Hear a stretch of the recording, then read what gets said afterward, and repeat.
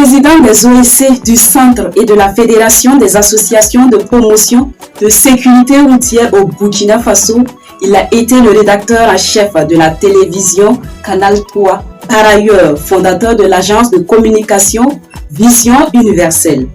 Ancien directeur de cabinet du ministère de la Communication, de la Culture, des Arts et du Tourisme, il est le président du conseil d'administration du mouvement Jeunesse Vision. Mesdames et messieurs, Monsieur Léopold Kaboré est notre invité dans Tapis d'honneur. Merci de nous rester fidèles sur JM Communication.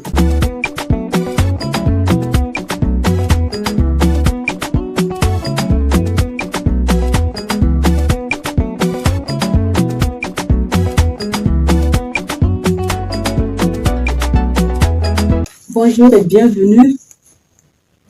Alors, merci bien et surtout merci de me recevoir dans ce beau cadre. C'est vrai que vous portez plusieurs casquettes, mais on va se focaliser sur la sécurité routière dont vous êtes un fervent défenseur à travers le mouvement Jeunesse Vision. Parlez-nous exactement de cette organisation.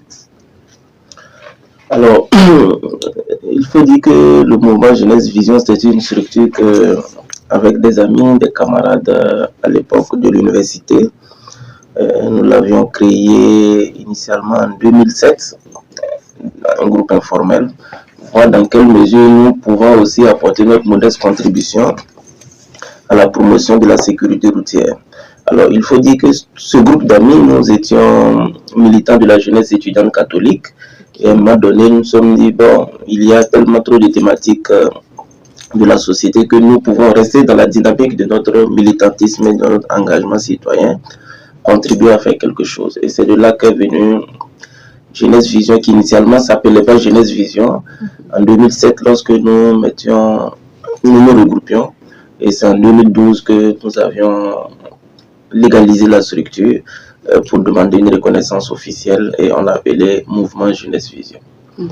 Alors, il faut dire que Jeunesse Vision,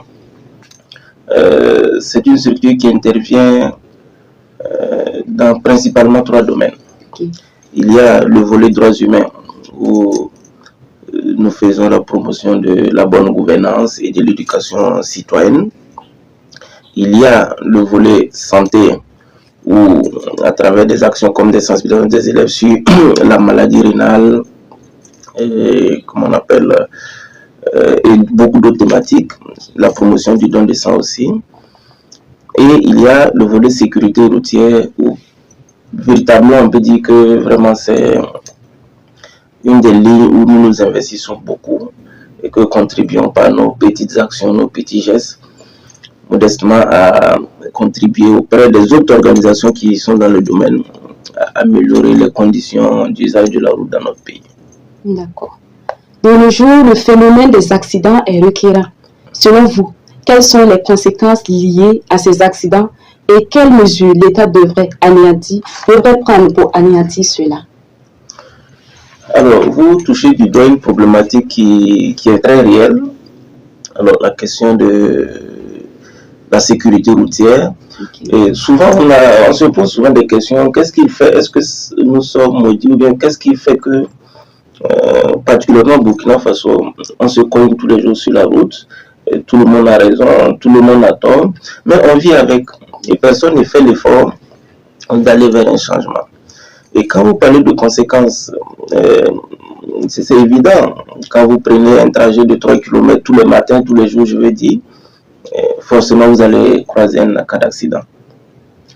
Et malheureusement, en termes de conséquences, il y a la conséquence ultime de la perte en vie humaine, il y a les dégâts corporels ou matériels sur les engins, et il y a aussi beaucoup de traumatismes qui peuvent survenir, soit en son temps ou après avoir commis l'accident, qui impactent sur la vie de tout le monde, que ce soit sur le plan social, sur le plan économique, sur le plan sanitaire.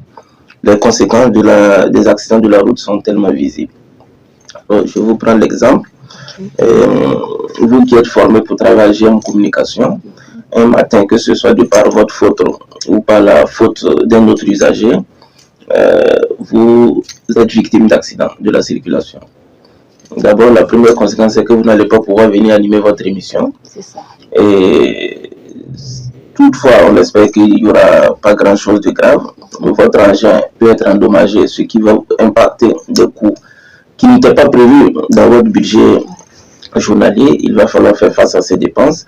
Et vraiment, voilà un tas de choses que nous pouvons éviter si chacun mettait le minimum de patience, de courtoisie et d'une toute petite intelligence en circulation. Il y a beaucoup de choses qu'on aurait pu éviter. Donc voilà, il y a tellement pas mal de conséquences que au cours d'une seule émission, on ne peut pas en évoquer. Okay. Voilà. D'accord. Aujourd'hui, nombreuses sont ces associations ou ces volontaires qui essaient de sensibiliser dans ce sens.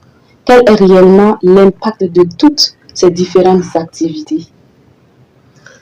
Alors, je voudrais à travers votre micro vraiment louer, féliciter toutes ces structures, que ce soit organisées, individuelles, qui contribuent de par leur façon et de par leur temps à sensibiliser les usagers de la route et certains même à réglementer et accompagner les forces de sécurité pour faciliter la circulation. Alors, ce sont des actes très louables que nous saluons vraiment à sa juste valeur. Dieu seul sait, étant dans le milieu, je connais un peu la situation de beaucoup de structures qui interviennent dans le domaine. Certains sacrifices, certains engagements citoyens, patriotiques qu'ils mènent et nous ne pouvons que les rendre hommage et les saluer. Alors, pour dire en termes d'impact, moi, j'aime me poser la question à savoir si toutefois il n'y avait pas d'action de sensibilisation, à quoi allait ressembler peut-être notre pays. Malgré toutes ces nombreuses initiatives, toutes ces bonnes volontés qui y contribuent, que ce soit à travers les réseaux sociaux, que ce soit à travers des actions physiques en présentiel, les gens sensibilisent et on a toujours cette photographie de la situation de l'incivisme routier dans notre pays. S'il n'y avait pas ces actions-là, je me demande c'est dans quel genre nous allons vivre. Alors donc, c'est pour dire que ces actions peuvent ne pas forcément dans l'immédiat être visibles, mais des témoignages personnels que souvent je reçois à travers des engagements, que certains à travers le téléphone m'appellent pour dire « Ah, j'ai suivi telle émission, j'ai suivi telle action, vraiment je m'engage désormais, bon, je n'aime pas porter le casque, mais franchement, à cause de vous, je veux le faire. » C'est énorme. Et c'est tellement satisfaisant qu'on se sent vraiment utile à quelque chose. Donc c'est pour vous dire que l'impact souvent n'est pas matériel, n'est pas matérialisable, mais il y a un impact. Et quand vous, à travers par exemple cette émission, des milliers de personnes peuvent le suivre. Mais s'il y a, même si c'est un seul usager de la route qui prend l'engagement en nous écoutant, en écoutant les conséquences, en écoutant l'interpellation sur de bons comportements dans la circulation qui change, c'est déjà un pas de gagné. Et c'est à l'image du colibri. Faisons le peu que nous pouvons faire. L'essentiel que nous fassions quelque chose d'utile. Et le changement de comportement, ce n'est pas quelque chose qui se prend au détour d'un coup de tête. C'est avec le temps que les usagers vont changer. Et encore une fois de plus, je salue vraiment et j'encourage toutes les associations qui interviennent de ne pas baisser les bras et de ne pas croire que leurs actions ne sont pas visibles ou n'ont pas d'impact. Ça a un impact certain. Voilà, seulement que bon, on n'a pas de mécanisme pour mesurer la valeur ajoutée des actions que nous posons en termes de changement de comportement sur les usagers de la route. Mais je reste convaincu de ma petite expérience qu'il y a beaucoup de choses qui impactent les citoyens, qui impactent les usagers. Ok. Vous avez également fait des dons de casques à des populations. Comment tout cela a été possible financièrement quand on sait comment fonctionnent les structures? Oui, merci bien, madame. D'abord, la question des casques, c'est un engagement personnel que j'ai pris il y a 5 ans maintenant. J'ai décidé de façon volontaire et bénévole, chaque année, du peu que je gagne, je peux offrir 20 casques à des usagers de la route, pas forcément connus, souvent en circulation. Je vois certains, je stationne quand j'ai des casques dans mon véhicule et puis voilà, je le fais. C'est de façon volontaire et engagée, je me dis c'est ma modeste contribution, et pas parce que j'ai les ressources nécessaires, mais je mesure la qualité de la vie. Et de certains qui veulent vraiment bien porter le casque, mais qui n'ont pas les moyens de le faire alors qu'ils veulent se protéger. Et il y a ce volet. Et à travers aussi mes actions et les amitiés, les connaissances, j'approche souvent certaines entreprises par le biais de Jeunesse Vision qui acceptent consentir à nous accompagner. Par exemple, cette année 2024, Simfaso, la société Simfaso a bien voulu mettre à notre disposition 100 casques au profit d'élèves de l'arrondissement 4.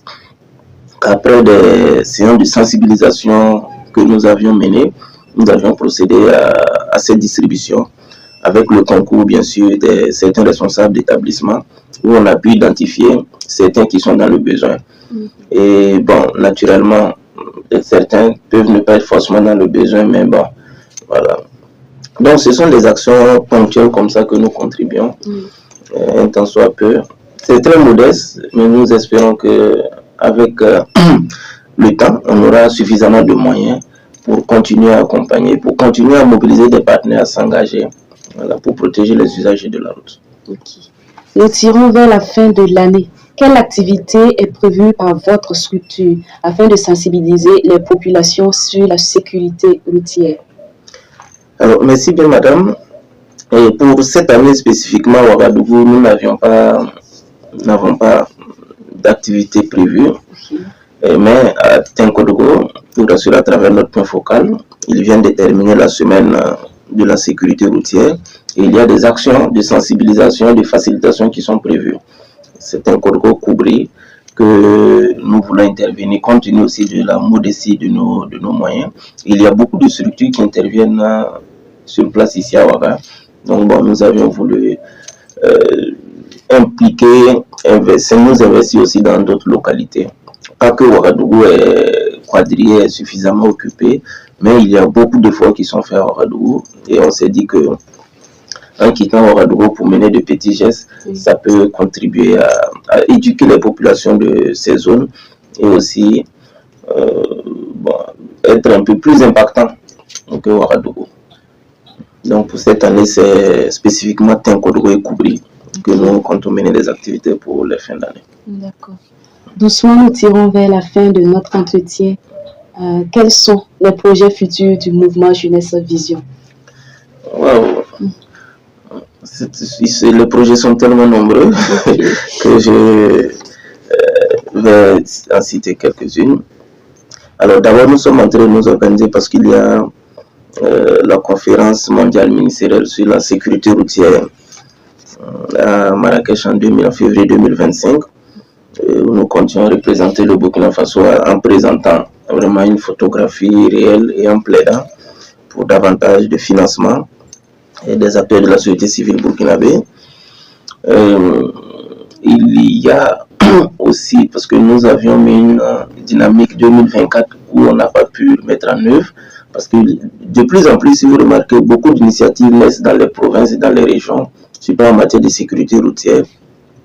Nous comptions implémenter le Yakaya, où avec la situation sécuritaire que nous connaissons, la ville, pour ne pas dire plus ou moins saturée, avec des populations qui n'avaient pas dans leurs habitudes quotidiennes de fréquenter des routes surabondées d'engins, de véhicules, de motos. Alors donc c'est une véritable situation dans la circulation qui se pose. Donc nous avions été interpellés, nous avions prévu des actions en 2024 que nous n'avions pas pu, mais en 2025, je pense que par la grâce de Dieu, tout cela verra le jour. Donc ça, c'est ce qui concerne le volet sécurité routière. Nous prévoyons également des conférences citoyennes à l'image de ce que le ministère de la Jeunesse est en train de faire actuellement sur, comment on appelle, mais beaucoup focus sur l'incivisme routier, la sensibilisation des usagers de la route et aussi saisir ces opportunités pour former un peu les jeunes sur, comment on appelle, le sécurisme. Okay. Alors, parce qu'il n'est pas rare de voir par moment vous tomber sur un cas d'accident. Il y a des premiers gestes parfois qu'il faut opérer en attendant que les services habilités, notamment les sapeurs-pompiers ou la sécurité arrivent. Mais par ignorance parfois, on peut laisser un accidenté, une victime souffrir alors qu'il y a souvent ces petits gestes, notamment l'aération, il y a des positionnements pour coucher quelqu'un qui est blessé. Et ce sont des petits gestes que nous voulons implémenter, sensibiliser les genoux surtout, pour qu'en cas d'accident sur la circulation, que le réflexe puisse venir, que les premiers gestes puissent être mis en œuvre en attendant des secours habilités qui peuvent venir secourir les blessés. Okay. Donc voilà, il y en a tellement. Volet droits humains également, nous continuons pas mal d'activités. Il y a des activités isolées propres à la structure, mais il y a des activités que nous menons en groupe, soit à travers la Fédération des associations de promotion de sécurité routière, ou même le Conseil régional des organisations de la société civile, où à cette échelle-là, nous pensons que souvent certaines actions sont beaucoup plus impactantes que de le mener de façon isolée. Donc voilà un peu, grosso modo, ce que nous comptons faire. Mais bien entendu, tout ça c'est sujet à la disponibilité des maigres ressources. Tous nous connaissons la situation actuelle de notre pays. Ce n'est pas évident, mais nous avions foi parce que nous croyons que ce que nous faisons peut apporter une amélioration à la vie des usagers de la route. Donc nous espérons que Dieu facilitera les choses. D'accord. Quel est votre mot de fin? Alors je voudrais encore vous remercier, témoigner toute ma gratitude à GM Communication pour cette opportunité que nous offrez de parler de nos activités en tant qu'association, organisation de la société civile. Alors, comme je n'aurai pas l'occasion de revenir ici avant le 31, je voulais formuler le vœu à l'ensemble de tous les citoyens burkinabés, tout notre pays, les forces de défense et de sécurité, une excellente année sécuritaire à tous, que ce que nous vivons, que 2025 puisse être le moment que nous voyons tout ça derrière nous. Que Dieu puisse continuer à protéger nos forces de sécurité, nos forces de défense. Que Dieu puisse toucher les cœurs de tous ceux qui, de façon consciente ou inconsciente, contribuent à saper le moral des Burkinabés, à notre situation sécuritaire, et qu'ensemble nous retrouvons encore le Burkina Faso d'antan, où on vivait dans la quiétude, dans la sérénité, dans cette parfaite sécurité. Mes vœux de santé et de prospérité à tous. Et vive GM Communication et Merci. Que Dieu fasse grâce et vous donne les moyens nécessaires d'aller encore beaucoup plus de l'avant. Amen, amen. Mesdames et messieurs, Léopold Kaboré était notre invité dans Tapis d'honneur. Je rappelle qu'il est le PCA du mouvement Jeunesse Vision. Je suis Thérèse Danem et René Sora était à la réalisation. Bonne fête de fin d'année à tous et à toutes. Surtout, prenez soin de vous.